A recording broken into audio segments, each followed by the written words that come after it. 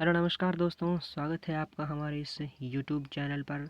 देखिए, कल वाली क्लास में हमने राजस्थान की नगर पालिका अधिनियम की महत्वपूर्ण धाराओं के बारे में एनालिसिस किया था और धारा 21 तक हमने पढ़ लिया है। ठीक है, अगली धारा है धारा 21 का, जिसे हम धारा 21 ए भी कह सकते हैं। ठीक है, तो धारा 21 के बारे में, धारा 21 ए के बारे में क्या महत्वपूर्ण जानकारी है उनको पढ़ते हैं।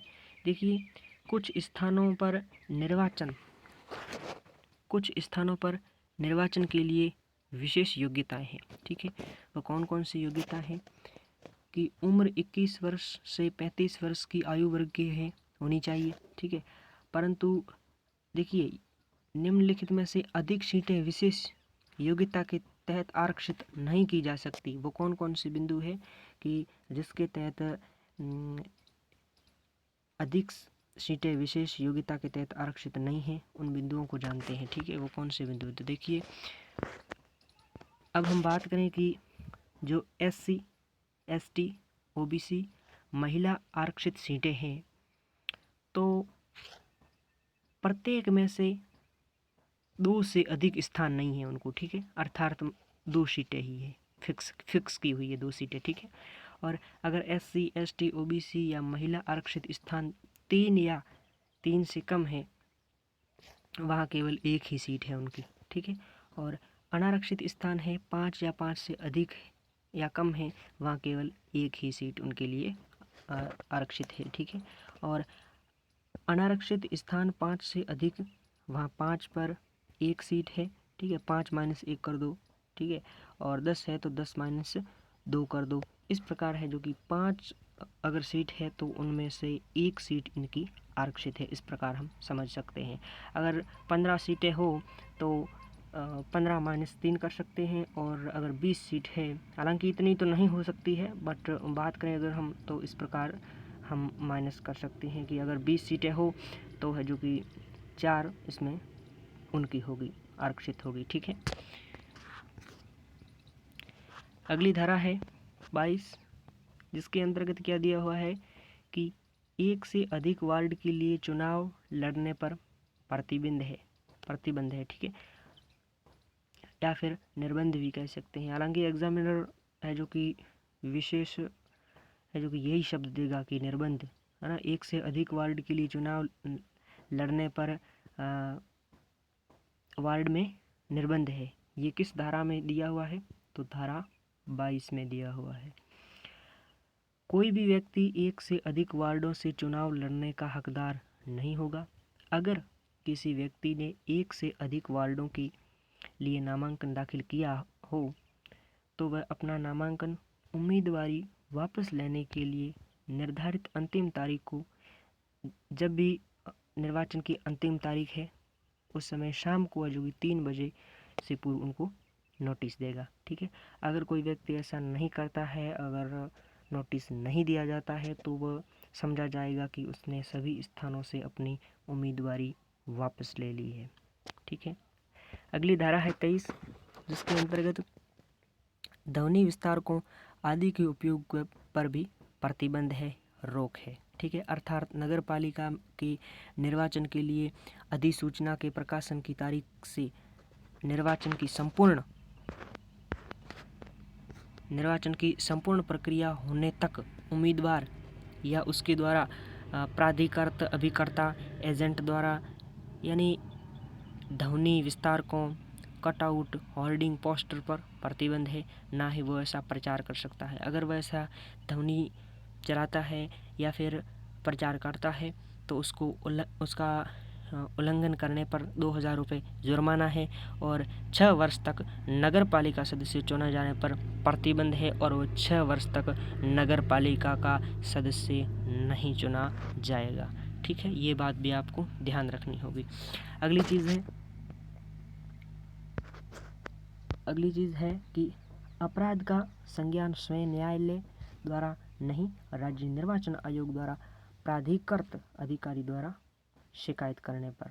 ठीक है, अगली धारा है 24, सदस्यों के लिए साधारण अयोग्यता या फिर इसे निहरताएं भी कह सकते हैं।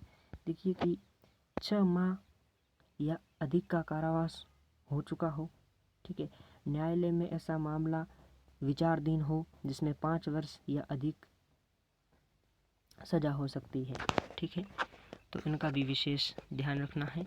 और अगला बिंदु है कि न्यायालय द्वारा ऐसे किसी अपराध के लिए दोषी ठहराया गया जिसमें नगर पालिका की संपत्ति या निधि का गबन किया हो, ठीक है, ये थोड़ा मिसप्रिंट है यहाँ पर।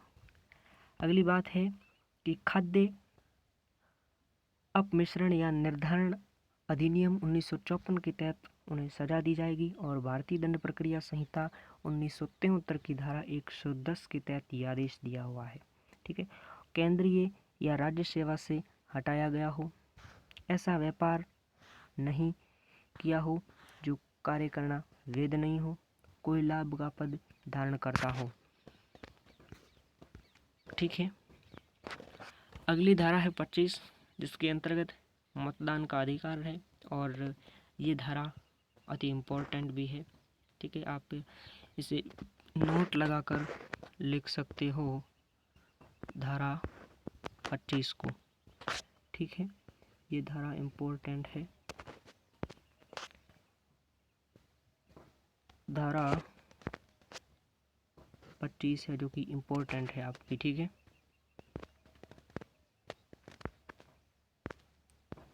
हाँ जी, देखिए धारा 25 है जो कि आपकी इम्पोर्टेंट है और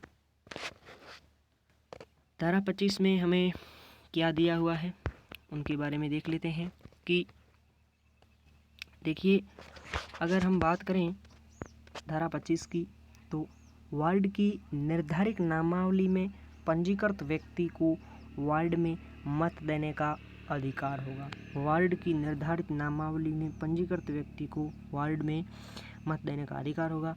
कौन मत नहीं देगा, ठीक है।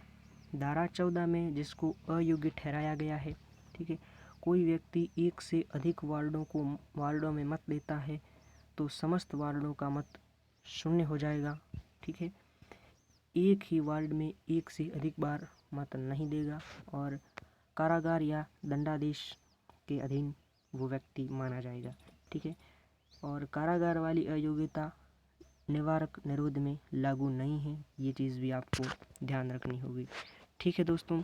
तो ये थी आज की हमारी क्लास, जिसके अंतर्गत हमने पढ़ा था कि धारा 21 के तहत पढ़ा था कि कौन कौन से स्थान हैं जिनको निर्वाचन के लिए विशेष योग्यता है, ठीक है। और उसके बाद पढ़ा था कि क्या योग्यताएं हैं, अगर वार्ड में इतनी सीट है तो रिजर्वेशन सीट कितनी है, यानी आरक्षित सीट कितनी है, उनके बारे में महत्वपूर्ण बिंदु पढ़े थे। और अगली धारा 22 पढ़ी थी, इसमें एक से अधिक वार्ड के लिए चुनाव लड़ने पर प्रतिबंध है, कौन कौन से प्रतिबंध है। और अगली धारा 23 पढ़ी थी कि ध्वनि विस्तारकों आदि का उपयोग पर प्रतिबंध है, यानी जो चार्ट लगाकर है जो कि प्रचार कर रहे हैं उन पर भी प्रतिबंध है। और आगे पढ़ा था सदस्यों के लिए साधारण अयोग्यता कौन कौन सी है। और फिर हम बात करें कि धारा 25 है जो कि मतदान का अधिकार पढ़ा था, ठीक है।